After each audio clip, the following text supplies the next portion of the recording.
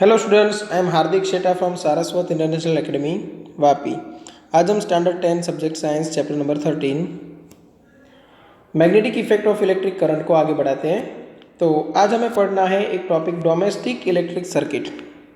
ठीक है, अब डोमेस्टिक इलेक्ट्रिक सर्किट का मतलब क्या समझो कि जहाँ जहाँ पे हमें इलेक्ट्रिसिटी की ज़रूरत है, जैसे घर, स्कूल या फिर एनीथिंग एल्स, ठीक है, वहाँ पे इलेक्ट्रिसिटी प्रोवाइड करने के लिए हम कौन कौन से स्टेप्स उठाते हैं, सेफ्टी मेजर्स के लिए क्या करते हैं, इलेक्ट्रिसिटी अच्छे से डिस्ट्रीब्यूट करने के लिए क्या क्या करते हैं, कितनी इलेक्ट्रिसिटी यूज़ हुई वो मेज़र करने के लिए क्या करते हैं, ये सब हम यहाँ पे पढ़ने वाले हैं।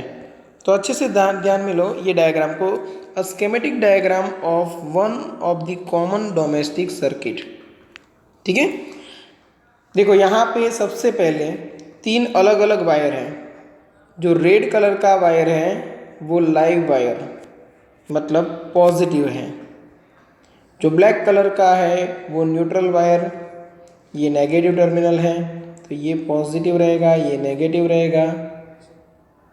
ओके, और ये जो ग्रीन कलर का वायर आपको दिख रहा है, ठीक है, ये जो ग्रीन कलर का वायर आपको दिख रहा है वो कौन सा है, अर्थ वायर। ठीक है, अभी सभी का अलग अलग फंक्शन है, अच्छे से ध्यान देना। सबसे पहले लाइव वायर और न्यूट्रल वायर को हम पास कराएंगे इलेक्ट्रिसिटी बोर्ड के फ्यूज से। जहाँ पे हमने लाइव वायर में फ्यूज रख दिया है बीच में, देखो। अब फ्यूज का काम क्या है, जब भी कभी ओवरलोडिंग होगा, कहीं पे शॉर्ट सर्किट हुई, अचानक करंट की वैल्यू बढ़ गई, तो ये जो बीच में आपको रेड वायर दिख रहा है फ्यूज के अंदर, वो मेल्ट हो जाएगा। अब ये मेल्ट हो गया तो सोचो, देखो ये रेड वायर रहा ही नहीं, मतलब आगे करंट जा ही नहीं पाएगा। आगे करंट नहीं जाएगा तो बाकी की सभी अप्लायंसेस सेफ रहेगी। ठीक है, चलो यहाँ तक तो समझ में आ गया होगा कि हम फ्यूज़ क्यों यूज़ करते हैं। ओके, उसके बाद हमने कनेक्शन दिया है इलेक्ट्रिसिटी मीटर में। अब इलेक्ट्रिसिटी मीटर यहाँ से पास होने वाली इलेक्ट्रिकल एनर्जी को काउंट करेगा और वो इलेक्ट्रिकल एनर्जी का रहेगा यूनिट यू। ठीक है, अब ये यूनिट क्या है, तो 1 unit equal to 1 kilowatt into hour, और इक्वल टू हमें मिलता था, याद है तो 3.6 इंटू 10⁶ जूल।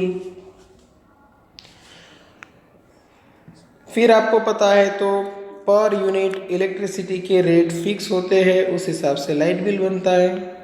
ठीक है, चलो फिर यहाँ से लाइव वायर निकला, न्यूट्रल वायर निकला, और कहाँ पे जाएगा, distribution box containing main switch and fuses for each circuit.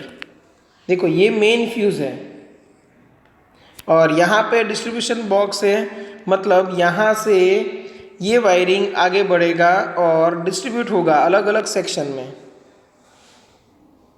ठीक है, अब डिस्ट्रीब्यूशन बॉक्स की ज़रूरत क्यों पड़ेगी वो भी समझो, कि अगर आपको अच्छे से टेक्निकल वायरिंग करना है तो आप ये ध्यान में लोगे कि कौन सी डिवाइस है, उसकी क्या रिक्वायरमेंट है। ठीक है, जैसे कोई डिवाइस ऐसी होगी जो 15 एम्पियर पे काम करती होगी, कोई डिवाइस है वो 5 एम्पियर पे, तो आप कुछ ऐसा करोगे कि 15 एम्पियर वाला करंट एक बॉक्स में से पास हो, दूसरे सेक्शन में से 5 एम्पियर वाला करंट। ठीक है, चलो तो यहाँ से अलग अलग सर्किट डिस्ट्रीब्यूट हुई, जिसमें से एक पार्ट आपको यहाँ पे दिखाया है। ऐसे तो कई सारे पार्ट्स निकलेंगे, देखो यहाँ से निकलेगा, यहाँ से निकलेगा, इधर से निकलेगा, इधर से निकलेगा, एक ही पार्ट आपको दिखाया है। ओके, तो यहाँ से ये रेड वायर निकला, ये रेड वायर ऐसे गया। घर पे स्विच बोर्ड होता है, आपको पता है, तो कुछ इस तरह बनता है स्विच बोर्ड।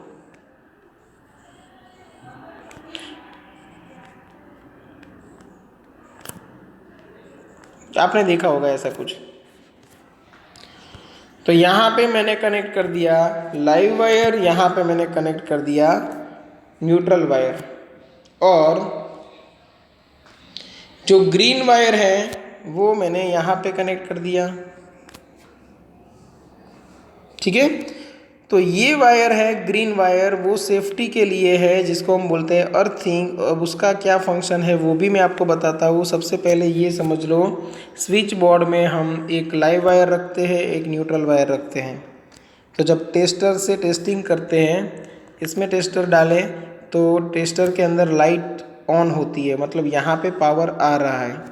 यहाँ पे डालोगे लाइट ऑन नहीं होगी, मतलब यहाँ पे पावर नहीं आ रहा है, ठीक है। आप ये समझोगे, ओके। और ये खुद से ट्राई नहीं करनी है क्योंकि ये डेंजरस होगा। क्यों? क्योंकि घर पे जो सप्लाई आता है वो 230 वोल्ट का होता है, ठीक है ना।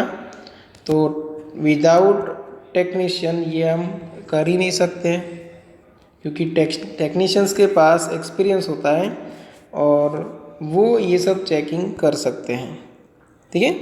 तो यहाँ पे मैंने रेड वायर लगा दिया इसमें, और जो ब्लैक वायर है वो यहाँ पे लगा दिया, और ग्रीन वायर ये जो बड़ा सा हॉल है उसमें से मैंने बाहर निकाल लिया।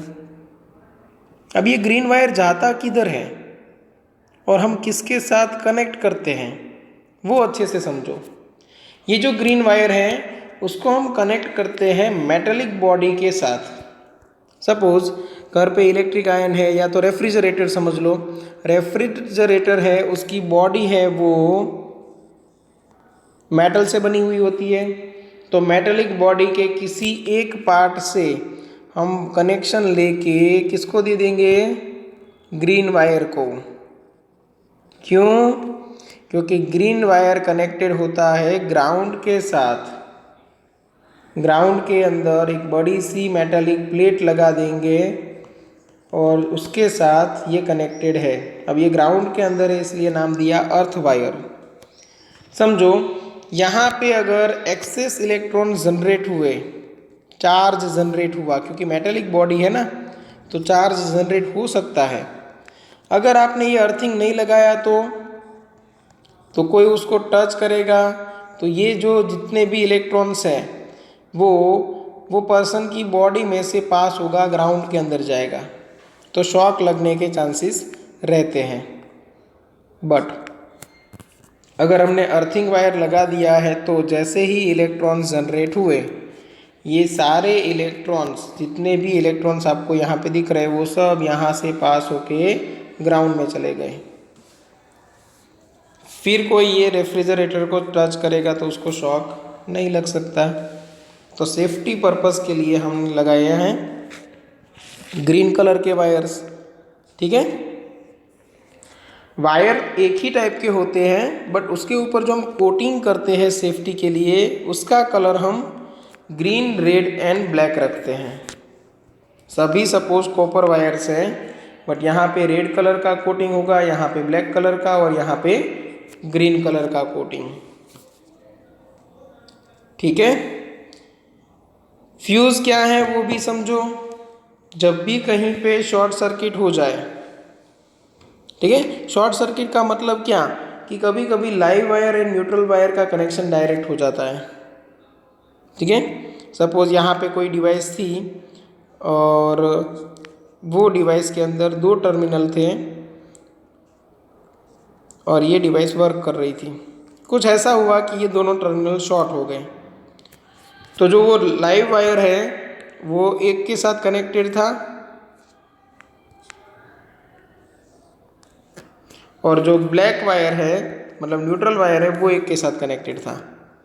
अब जो करंट है वो सपोज यहाँ से निकला, यहाँ पे देखो वो मशीन में से पास नहीं होगा, सीधा इधर से आ गया तो उसके पाथ में कोई रेजिस्टेंस आएगा ही नहीं, तो करंट अचानक से बढ़ गया, करंट इंक्रीज हो गया। तो यहाँ पे देखो अगर हमने फ्यूज़ लगाया हुआ है तो H = I²RT फॉर्मूला के हिसाब से हीट क्रिएट होगी और हीट की वजह से टेम्परेचर इंक्रीज होगा, और अगर टेम्परेचर है जो वो मेल्टिंग पॉइंट से ज़्यादा हो गया तो जो वायर हमने बीच में कनेक्ट किया हुआ है वो मेल्ट हो जाएगा।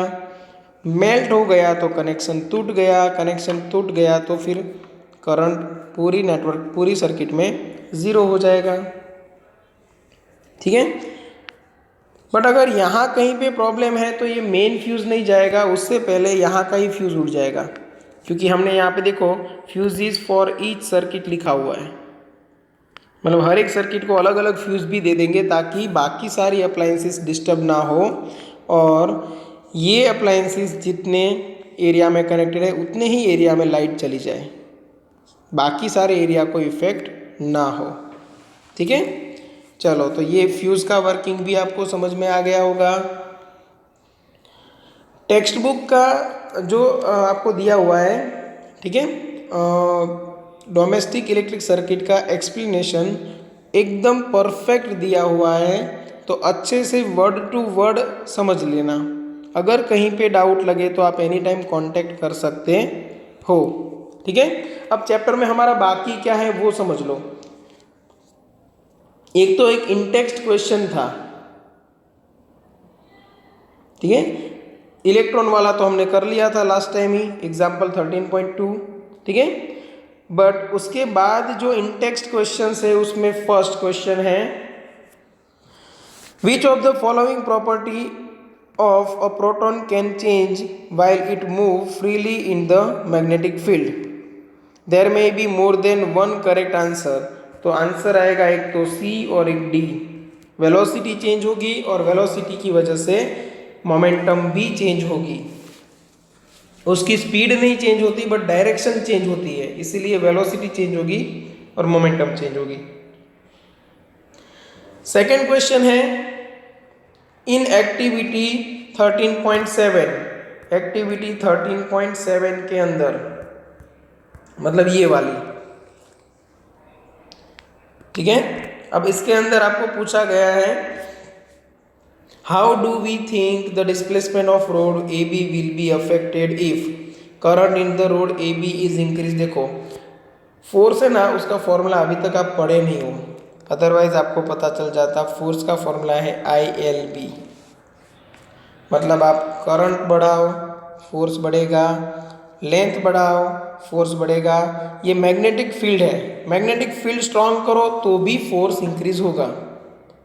तो देखो यहाँ पे 3 क्वेश्चन है। सबसे पहले पूछा है करंट इंक्रीज करे तो आपको बोलना है फोर्स इंक्रीज होगा, डिस्प्लेसमेंट भी इंक्रीज होगा। सेकेंड, अगर मैग्नेट स्ट्रांग रखे मतलब मैग्नेटिक फील्ड इंक्रीज करे तो भी फोर्स इंक्रीज होगा।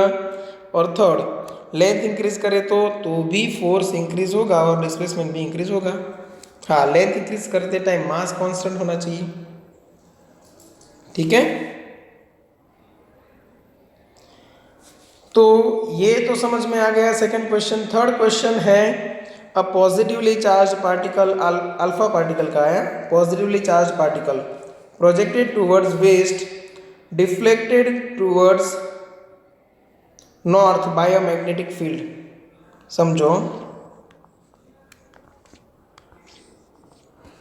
यहाँ पे नॉर्थ है, ये साउथ है, ये ईस्ट है और ये वेस्ट है।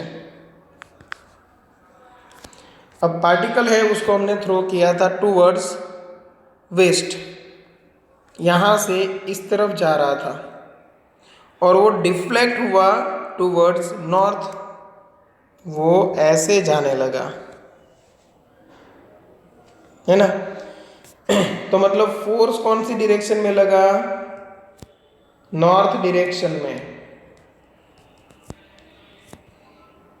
फोर्स लगा है वो नॉर्थ डायरेक्शन में। अल्फा पार्टिकल की वजह से जो करंट जनरेट होता है वो कौन सी डायरेक्शन में, तो वो पॉजिटिव है, इसलिए उसी डायरेक्शन में जिस डायरेक्शन में वो मूव करता है तो वो है वेस्ट। और आपको निकालना है मैग्नेटिक फील्ड की डायरेक्शन। चलो, मैग्नेटिक फील्ड की डायरेक्शन क्या हो सकती है, तो आपको लेफ्ट हैंड फ्लेमिंग रूल का यूज़ करना है, जिसमें फर्स्ट फिगर सेकंड फिंगर पे करंट रखना था, फर्स्ट पे आपको रखना है मैग्नेटिक फील्ड और थंब है वो आपके लिए हो गया फोर्स। देखो यहाँ पे मैंने कहा था 4 फिंगर है, वहाँ पे फील्ड रखना है जो मिडल फिंगर है वहाँ पे आपको करंट रखना है और थंब है वहाँ पे आपको ऑटोमेटिक फोर्स मिल जाएगा। तो ये आप खुद कर सकते हो, ठीक है। तो मैं एक काम करता हूँ, मैं आपको आंसर बता देता हूँ। तो यहाँ पे मेरे ख्याल से मैग्नेटिक फील्ड होना चाहिए अपवर्ड, ठीक है, ऊपर की ओर। क्लियर?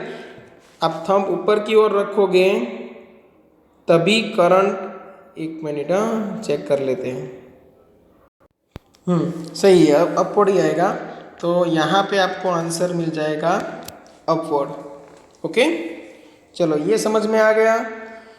फिर देखो, डोमेस्टिक इलेक्ट्रिक सर्किट के बाद भी आपको कुछ इंटेक्स्ट क्वेश्चंस दिए हुए हैं, ठीक है। तो उसमें हमने सेफ्टी मेजर के बारे में देख लिया, ग्राउंडिंग वाला, अर्थिंग वाला और एक फ्यूज वाला। What precautions should be taken to avoid the overloading of domestic circuit, ठीक है। तो उसके लिए भी हमने देख लिया कि जिसकी कैपेसिटी है डिवाइस की उस हिसाब से हमें करंट सप्लाई करना पड़ेगा।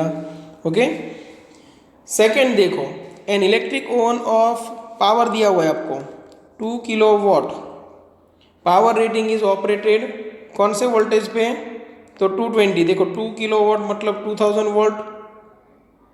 वॉट है, हाँ, और वोल्टेज दिया हुआ है 220 वोल्ट।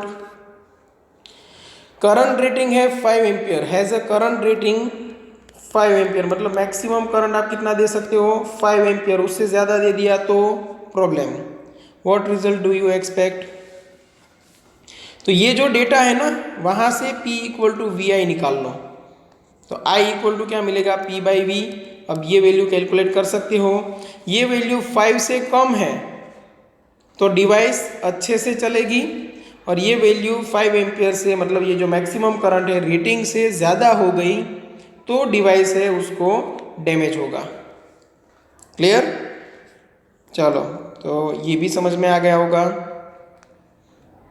उसके बाद एक्सरसाइज में कुछ क्वेश्चंस है, बट वो ऑलरेडी हमने यहाँ पे डिस्कस किए हुए हैं, ठीक है। तो टॉपिक के रिलेटेड जितने क्वेश्चंस आपको मिले वो एक बार अच्छे से सॉल्व कर लो, और अगर कहीं पे डाउट लगे तो एनी टाइम कांटेक्ट कर सकते हो, ठीक है। चलो यहाँ तक रखते हैं, थैंक यू।